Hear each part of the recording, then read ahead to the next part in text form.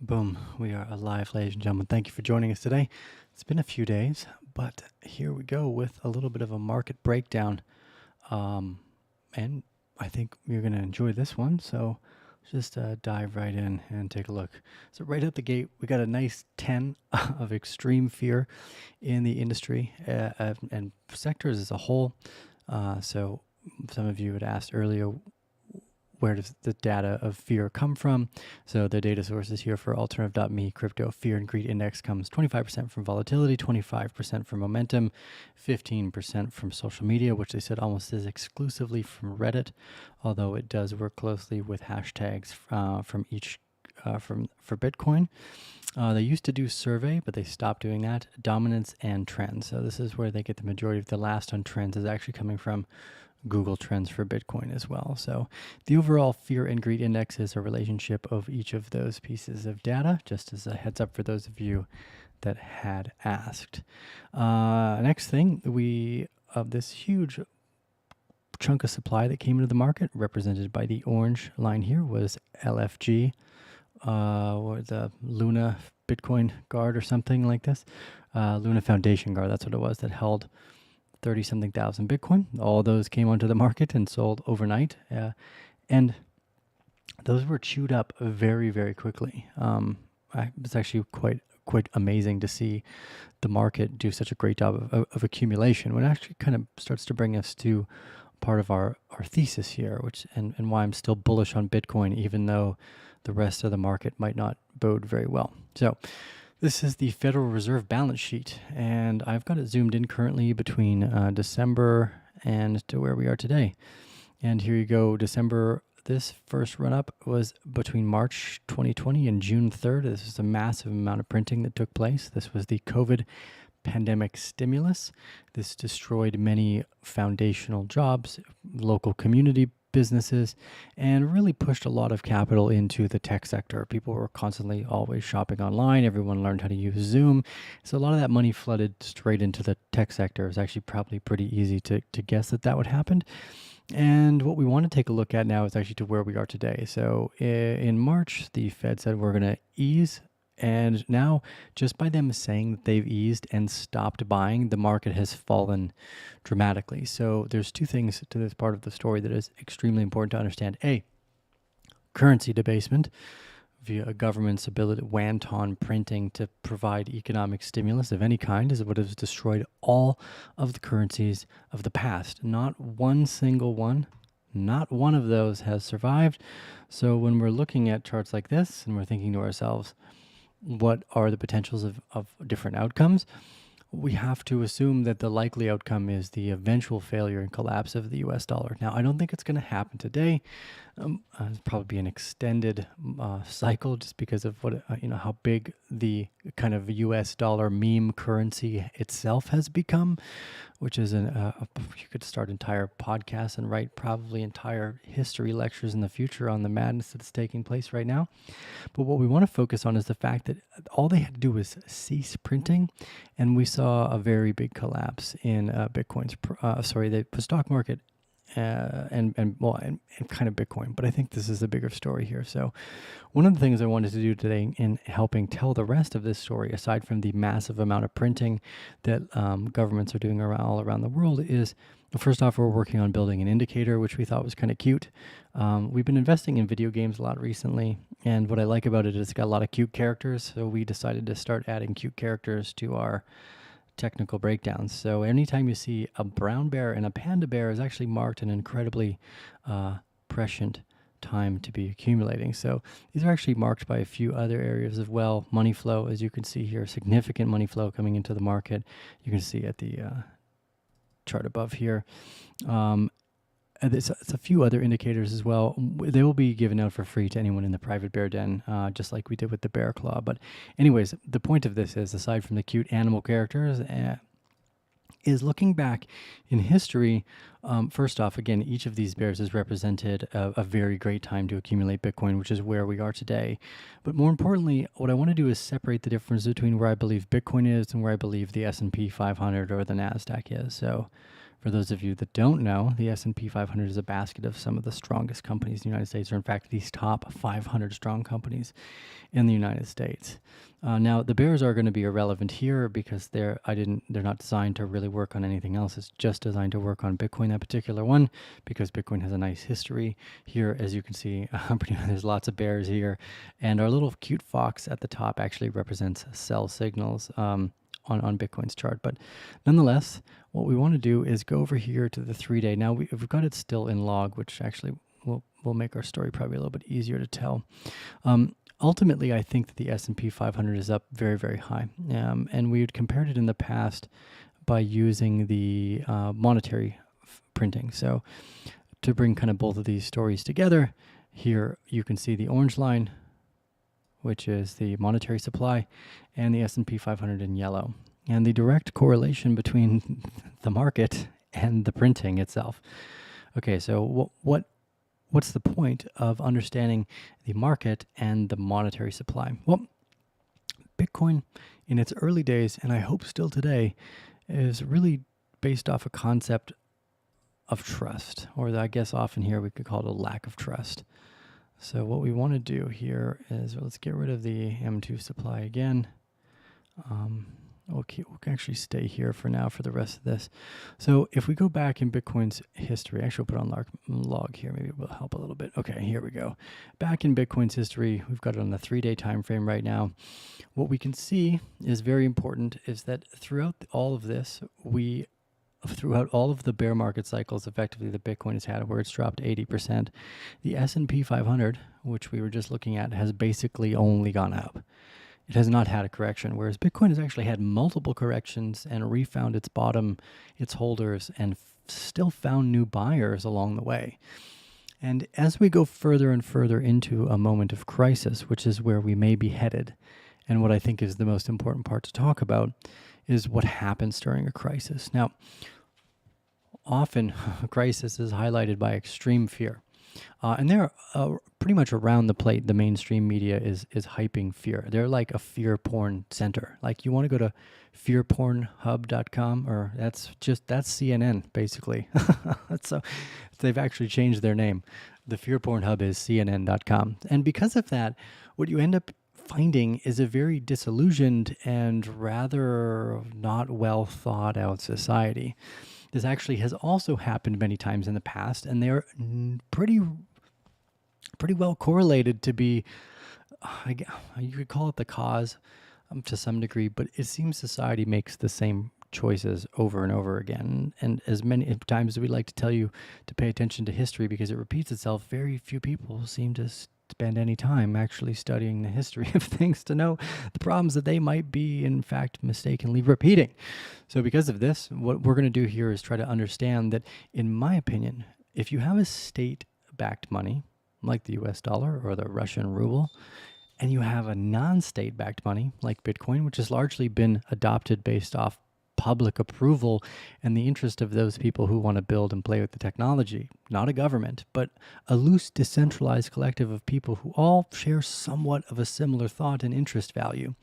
Because of this, Bitcoin itself has actually moved through multiple bear markets and corrected 80% multiple times, whereas when we go back down here, we're going to take, let's go actually look at the NASDAQ this time.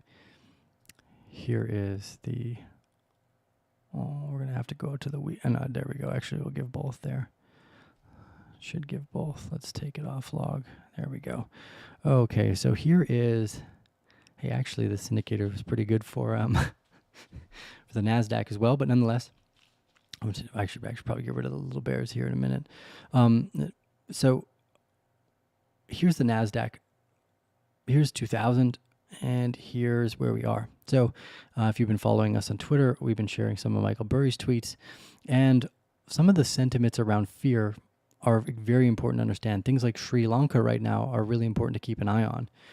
Economic collapse and failure is actually taking place almost all the time, but you are not usually subject to that collapse. So what it does is it gives you kind of a tarnished view of what reality might be and the value of something based off that reality. For instance, having Bitcoin when you lived in Cyprus and the banks took all your money away, it made Bitcoin actually load more valuable than even the dollar value that it was worth next to the dollars that at that time in your bank account were essentially fucking useless. So what does that mean? Okay, well, as we go through this story and the crisis start to unfold, if you happen to be in a country where your bank accounts get locked one day, that happened in Canada just because you may have thought the freedom truckers were cute. I sure as hell did. No, that's great. This is great. People should be standing up to their governments. Well, what do? They ban your bank account now. Well, you know what you can't do? You can't ban a Bitcoin transaction. So this type of monetary freedom and censorship-resistant information technology becomes most valuable in forms of a crisis. Now, if we know that the market is collapsing this much already, we could say just based off the Fed not buying, there's almost no buyers and only sellers of the marketplace. That itself is a very interesting question. But it says to me the NASDAQ has a lot further down to go to hit a bottom than Bitcoin does. Now, part of the question we want to understand then is, when is the asset that we need to be valuable most valuable? Okay, well, we've made common argument assessments before that if you are stuck as an individual and stuck with one other individual on an island and you are shit out of luck for fresh water, the person who has the most fresh water versus the person who has the most gold is clearly one of the better off and wealthiest in form of that function. So monetary essence comes from this almost level of privilege of everything over survival. So one of the most difficult aspects of a society is when the level of survival for those who are at the lowest part of the chain starts to become more and more difficult. Rising gas prices equal rising food costs equal rising basically revolution or tumultuous behavior within any society. You start to come into conflict. And most of the time, the people who are the richest in any economy or any society become the targets, for better or for worse. Some of them probably deserve to be targets. Some of them are just accidentally targeted because they had a nice car and did well for themselves. They don't belong together, but the people at the lowest rung of the chain who have often been pushed off through economic lockdowns, like the COVID lockdowns, which were totally unnecessary and destroyed probably more lives than they saved. I'm sure there's a clear argument for that one at this point. The people who are most dislodged in that economic environment are the people who are going to come up and usually start the revolution. So something like Sri Lanka, even though it's a world away for you, had you been in Sri Lanka, Bitcoin's value, even though it had a US dollar value at that particular point, it would have been significantly more valuable to you than any of the bank accounts or businesses that you may have had there. And this is a really interesting thought, is you have to put yourself outside of the realm of a normal conversation within the country that you live to come to a conclusion of how valuable a non-state-backed sovereign asset might actually be.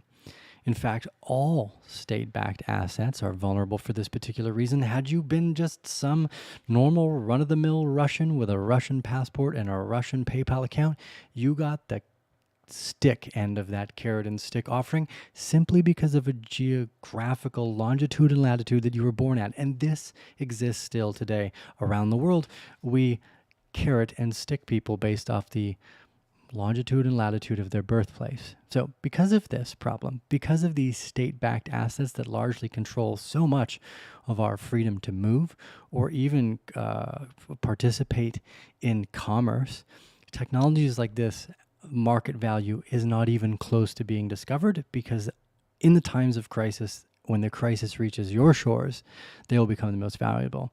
So I think that first off, the NASDAQ could come way lower. Look, Michael Burry's right. We could come way lower, and we could make an argument for Bitcoin going down to, like, let's say 10 grand pretty easily. We could make an argument for that.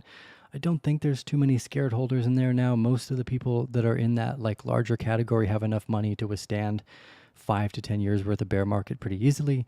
So I don't see any of my. What they are worried about, though, is that lower rung getting displaced and revolution starting.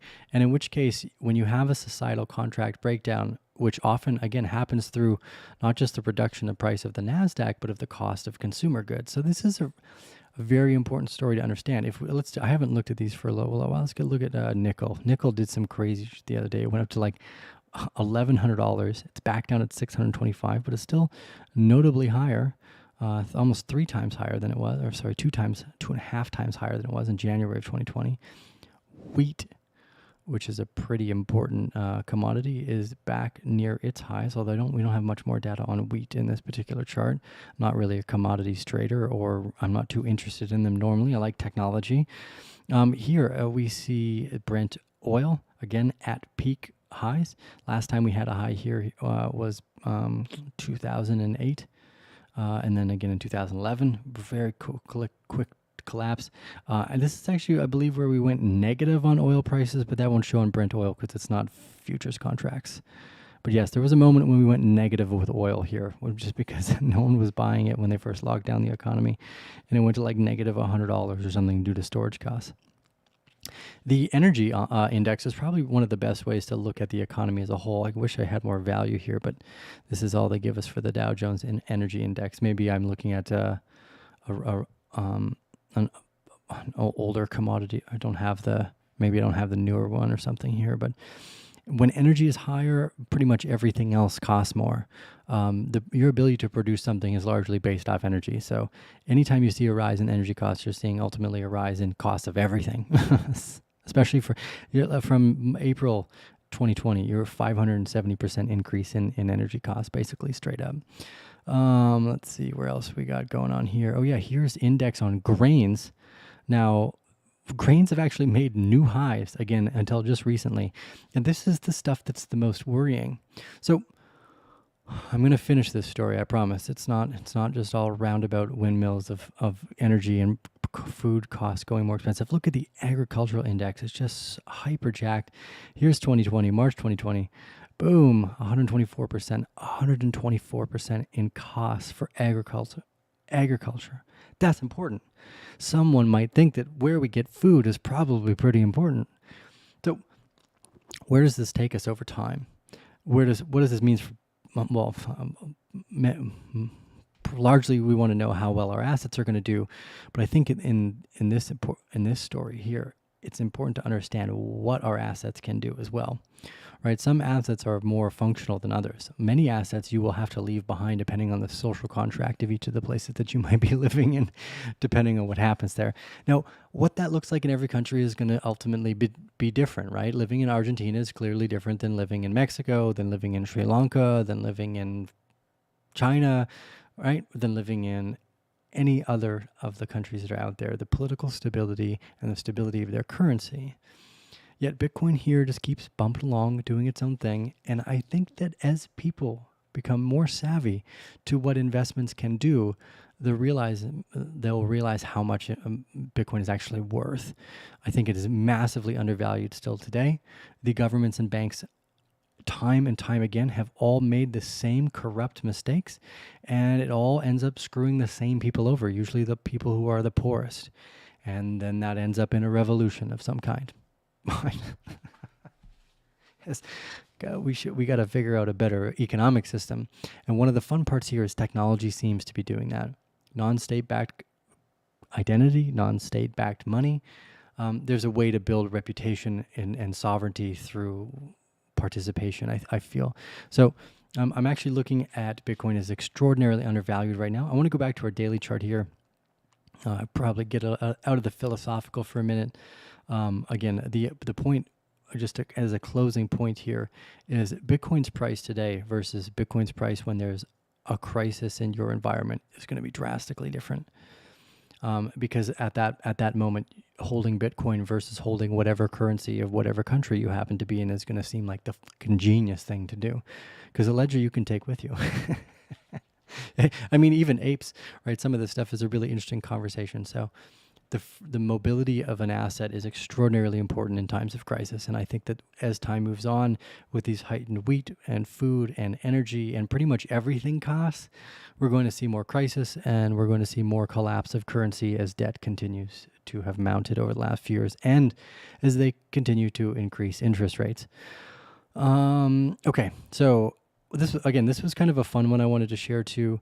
Each one of these blue kind of point to points represents from a high to where, or at least where we are today. We're currently 400 days from the high ish area. I guess you could measure the high currently here too. as it was slightly higher, but I'm kind of measuring it all as a box, the first local high. And again, I believe that this is a reaccumulation range. I think it's going to be one of the strongest Bitcoin bull markets we've ever seen. That's a different story.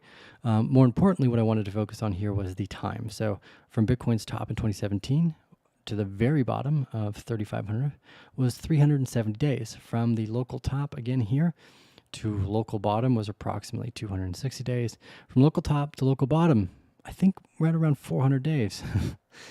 Here we go. We go back a bit into that past, and Bitcoin's past is not as clearly well defined, but 2013 bull market from top to absolute bottom, 416 days.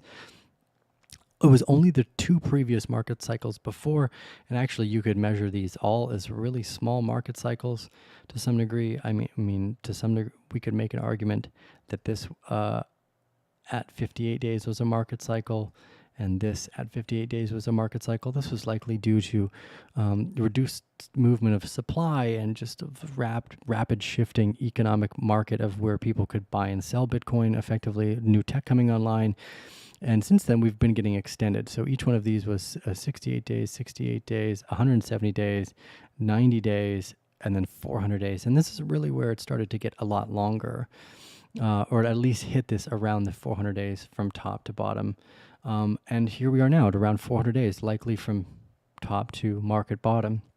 And again, I want to stress the importance of understanding what the bear does best. The bear does best by accumulating. So most people get bear markets wrong because they're doing the wrong thing. You should be accumulating. Now, one of the difficult parts about asymmetric assets is the buying and then the selling and then the rebuying of an asset that you can literally just buy, not need to worry, and do effectively freaking awesome without thinking. So this is why we suggest a strategy that doesn't try to focus too much on buying and selling. In the rest of our portfolio, where we focus on venture capital, very similar. You've got a 5 to 10 year time horizon for some of the thought process that takes place there. So if you ever try to, anytime you shorthand it, you almost always get caught out. Yes, you can make profits trading, but very few people do well at that. It's much easier to do well investing by paying attention to the macro story and understanding the real value of assets, especially in time of crisis. A mobile app, we've never even had an asset like this, so it represents a new, I think, paradigm in understanding our ability to be mobile with the things we've stored and generated our wealth in. Okay, so the last part here I wanted to go over, because I just keep that philosophical thought is continually knocked me off my chair the last month or two, is what happens when the banks close your accounts. This happened in Sri Lanka to a friend of mine. This is when it starts to hit really close to home, is when it starts happening to your friends. And you're like, wait a second, this could be right around the corner. I live in this country, X is happening. You're like, well, I live in the United States. It could never happen here. It's like, yeah, but it's always happened. Like, oops, it's always happened somewhere eventually, right? You can't. It always happens eventually. If you do your homework, it's like, this has always happened every time before. You're trying to defeat gravity. Like, Wile E. Coyote hasn't looked down, guys. Gravity doesn't exist anymore. It's like, no, something just takes time. History is usually written a few years afterwards. Okay, so I think that although the stock market is probably massively overvalued, I bet you Bitcoin is much more fairly valued because of its localized, organic, early adoption through people who in a lot of ways had no real interest in like the financial sector. My interest in Bitcoin had the opposite to do with the financial sector and everything to do with the empowerment of everybody else sector, which is just not how the financial sector currently exists. So I would wager a bet that this actually still exists. And it's one of the reasons why I feel that even though could be a ton of chaos more on the horizon, what that looks like is largely going to be based off the value and function of the asset. Like, hey, a generator, if all the electricity goes out, is worth a hell of a lot more than the few $100s in the generator cost, right? So sometimes this is the difficult part about what we deem to be an asset. If we become too complacent in a normal, comfortable life, the things that are most important often are overlooked because of that kind of ease of comfort. And very quickly, this game could fall apart. I don't think it's going to actually fall apart today. I'm going to make an argument for why we see a bit of relief. The S&P 500 and the NASDAQ have been selling out significantly. We're going to see a relief rally of some kind. Michael Burry says probably just a dead cat bounce. I want to tend to agree with them, although I'm going to make the argument that you've got the election cycle right around the corner. And if this government if those Fed printers let this government go out looking any fucking stupider than they already look, I don't think anybody will have faith and confidence in the United States. And maybe that's what they're actually trying to accomplish. And this is what worries me most. And maybe I should have thought about it before a little deeper, that if I'm seeing criminal, corrupt activities in other parts of this conversation, what's to stop them from doing something criminal and corrupt from the moneymaker conversation? Anyways, could see something there. I'm not going to make any wagers on, I'm not going to make any bets on that other than owning Bitcoin and, again, trying to aim at understanding what proliferates in times of crisis. So, okay, so this bear indicator will be ready for the bear family soon. Hopefully, I appreciate everyone. Took like a nice 3-month-long vacation, so thanks for that. We'll be back to the grind quite frequently. What did I want to do? There's one more thing I wanted to do here. Yeah, we can take log off. We can go. We were just boom to boom. Okay, let's take a look at a few of your guys' thoughts and questions. Pew pew power, yes. Freshwater power, yeah, exactly. You guys get it.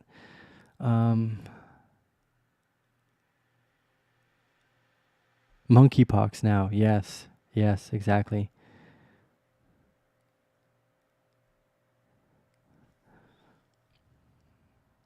Money is the only power in capitalist society. That's definitely not true.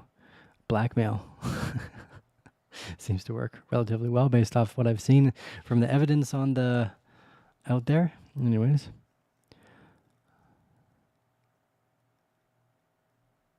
I need to do it with a lab coat on. Yes. You're right. I should get a lab coat specifically to do these conversations. I'm going to look for one of those the next time I go to the city, and a stethoscope too, just for fun. To start wearing a lab coat and a stethoscope on the channel. That's it. That's my new get up.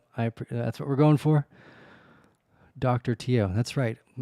If Dr. Dre can call himself Dr. Dre, I can call myself Dr. Tio. Get out of my way. I'm a doctor now, ladies and gentlemen. Thank you. I have a honorary PhD in whatever the fuck I want to talk about. That's right. Come try to be my peer. I'll argue with you until eventually someone is more right than the other. Anyways, I don't know how to get caught off on a tangent there.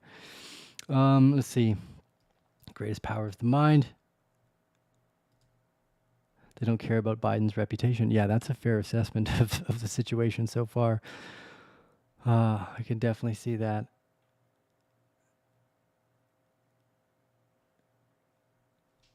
Okay, so yeah, I would wager a bet that actually Bitcoin's pretty close to a local bottom. We've got two bears here, and that says bottom to me. Pretty damn close. Could we go lower? Yes, absolutely. We could definitely drop down lower. You could go as low as, like, let's say 9 to 10 grand, but ultimately I think it would be very, very short-lived. Very, very short-lived. And I still think that this 3 peaks in a domed house thesis is actually going to pay off. I think that they do something to ease the markets temporarily. I don't know what that looks like. But if it falls lower, which it definitely could, it'll strengthen the dollar, which will destroy most of the other third world economies around the planet, which will start revolutions left, right, and center. And that means food. You won't be able to get food.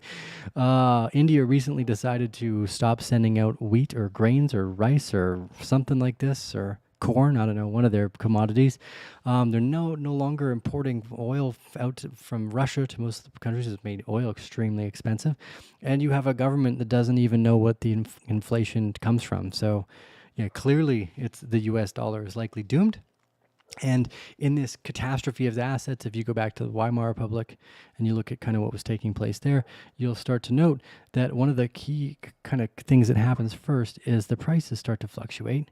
But also, during that, almost all prices go down at first because there appears to be strength in other assets. So yeah, I think largely being... oh, there we go. Sorry, guys. Sorry, ladies and gentlemen. Yeah, I'm not worried about picking tops or bottoms here within the next few years. I'm certain there's a crisis coming up here ahead of us again soon. So... Um, I'm not interested in prices. They're already stealing whatever you think the US dollar's price is worth right in front of you. And by the time the prices go up to be able to buy stuff next, it's gonna be catastrophic, I think. And most of it's gonna be, hey, you think you got a nice car? Well, guess what? It don't work no more. Ain't no oil. Ain't nobody producing it. There's been some serious shocks to the supply chain and how much oil they can produce. Like, it's gonna get wild out there. And there are very few ways to store that value. If you think about it, there are very few assets that provide such a unique function. So again, I think Bitcoin's price is really going to shine within these crisis points. But yeah, that's not really a fun feature. It shines during any time of money printing as well. But anyways, I'm going to drop out. I appreciate all of your guys' support today. I'm going to do some more vlogs too. It's rainy season. It's nice and quiet aside from the dogs barking. Do some more vlog stuff for fun. And then, yeah, we'll see you guys again here very shortly. So keep your eyes out, Bear Family, for the new bear indicator.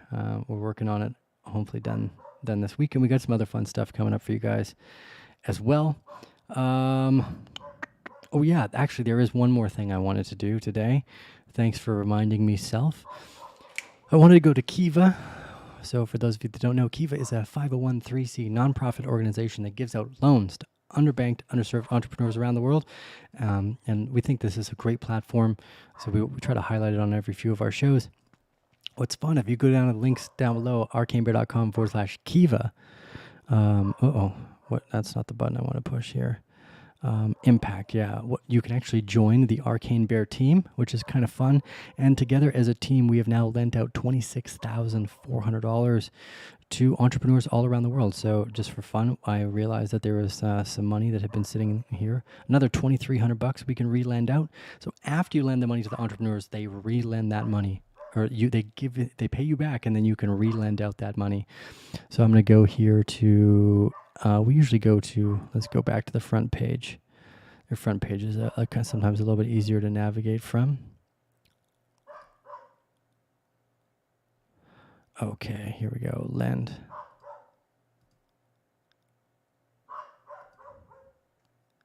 And dogs just barking away in the background. I apologize, ladies and gentlemen. Okay, so here's what's kind of fun. They tell you their story. So we've got Mary in Kenya. First off, we're big fans of agriculture, so we're going to look at this one. Tells you Mary's story. 48-year-old mother of 3 from Nyamira. I think I got that right. Optimistic for this year's harvest and income from the business. So she looks for microfinancing to help purchase more and scale up. So we're going to lend her the entire $450 that she needs. Actually, let's split this one. We'll do this every episode here for the next few days until that $2,000 is gone. But we'll do half of it. Bam. So we'll continue to check out. And then just like that, Mary in Kenya, actually, let's not be cheap here. Let's give her the whole $450. There we go. And then we usually bring the donation down to Kiva here a little bit too, because although we love Kiva, we want to give all this to the entrepreneurs. So there it goes. Bam. And, oh, geez, one sec here. Apparently I was signed out that whole time. That was, it's going to make it a little more difficult. Let's go back here. Okay, there we go. Now we can complete this. Bing, bing. There we go. Cool. So thanks for that, Bear Family. A little bit of a monthly good. We're actually excited. Hopefully go out to visit Murph's Life in El Salvador soon too. So got some fun things ahead. Appreciate you. Let's deal with the Arcane Bear. We're signing off. And we will see you again shortly. Boom.